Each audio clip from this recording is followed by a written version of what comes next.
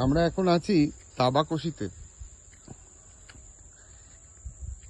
এই তাবাকশিতে আমরা যে হোমস্টে থেকে আসছি তার একটু এগোলেই রাস্তাটা দুভাগে ভাগ হয়ে যাচ্ছে। তারপর একটা উঁচু চড়াই রাস্তা বেয়ে দুই পাশে চা বাগানের মাঝখান দিয়ে রাস্তাটা এগিয়ে চলেছে। চারদিকে সবুজ, রৌদ্র করজ্জ্বল আবহাওয়া, ছোট ছোট হোমস্টে, অত্যন্ত সুন্দর পরিবেশ। কোনো শব্দ নেই, নাম না জানা পাখির আওয়াজ, অত্যন্ত সুন্দর পরিবেশ।